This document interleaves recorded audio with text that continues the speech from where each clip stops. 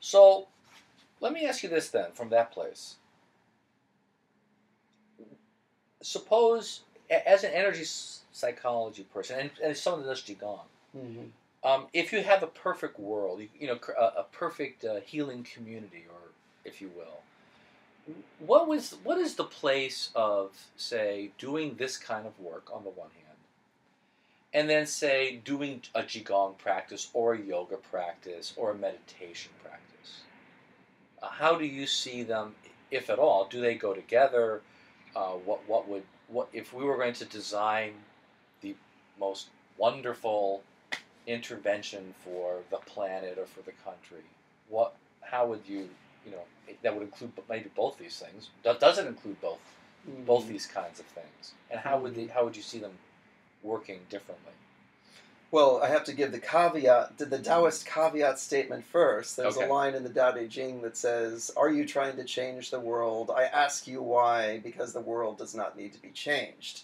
So again, this idea of flowing with that which is really the primary Taoist worldview. But I will cop. Yeah. Let me cop.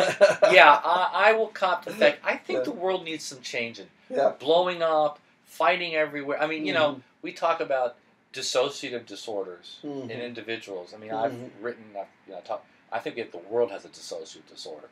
Yeah.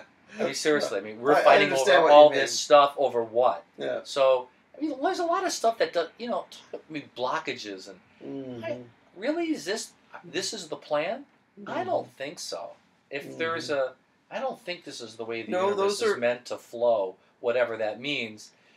I mean, it is what it is, and you have to kind of go with it up to a point. But yeah, so I'll cop to the fact that I if we could bring some intentionality to this over a period of time, it would be nice to to help people. We'll back up a minute. We at our last conference, we had just went on my head from we did the World Consciousness Project. Oh, for Pete's sakes! But this issue about when the sun, they've done these studies on when the sun spews out energy, and there's these big graphs. It sends energy, and then you look at the graphs of the bad things that happen at the Earth. It's really highly correlated, and also at the same time, really creative stuff going. So the long and the short of it is, when the sun puts energy into the system, good and bad get activated. Sure. And so the solution is to have the solution is to have people more centered. So this, centered means what? More. Well, I mean, what it means is that we're not reacting with our more primitive stuff. Absolutely. So we could say it's part of human nature that under more and more levels of duress and stress, we come out with more and more of our primitive coping skills. Right. Pretty normal human condition, right there. Right.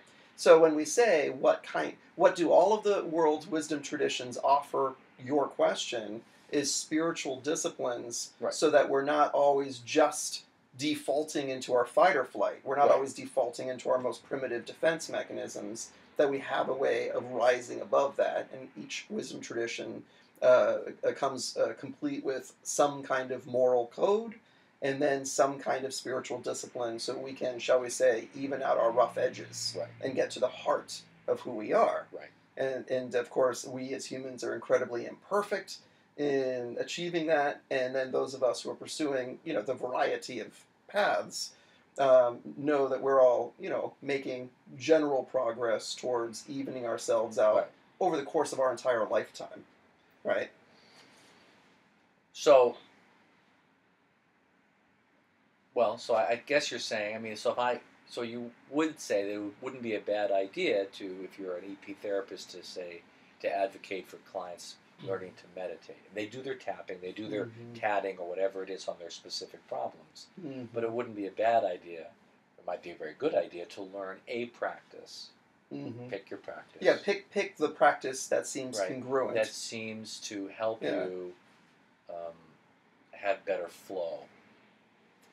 Even out the rough edges of our own lower frequency emotions.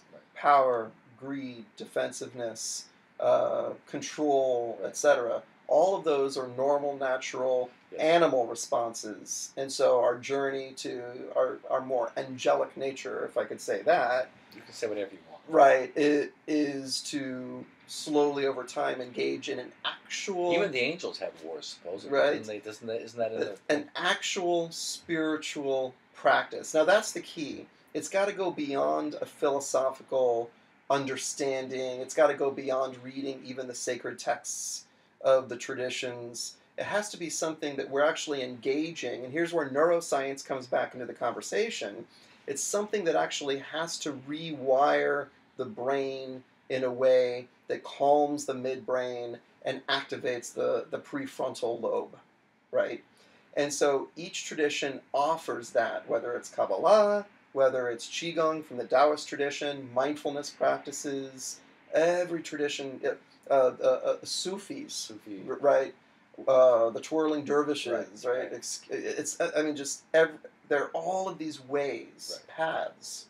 And in that sense, that's why Taoism is non-denominational as such, because it just simply says, find your Tao, find your path, but then really commit to it. And that's, I think, the invitation for those of us in, especially like American culture, is even those of us who are interested, I think we have a tendency to dabble. We go to workshops, we read some books, we go to a yoga or Tai Chi class. Right. But at some point, we need to commit to the discipline, because it's only the action and the discipline that's really going to rewire our nature in that way. Right. And then your question is, and where might energy psychology practices fall into that?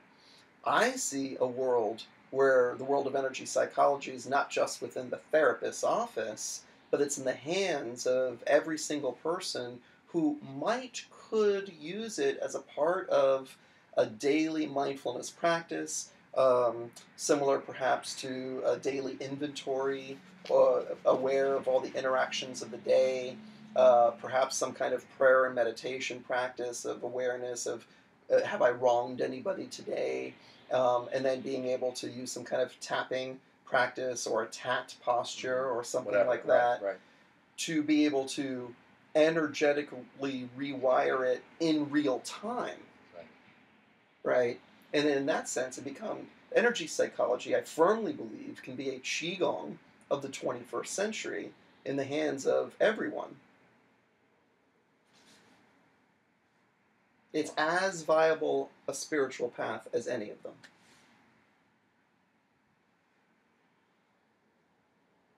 Wow. That's a pretty profound statement. Well, I think you're going to have to stop on that one. Thanks. This has been great. Yeah. Well, thanks for the invitation. Yeah.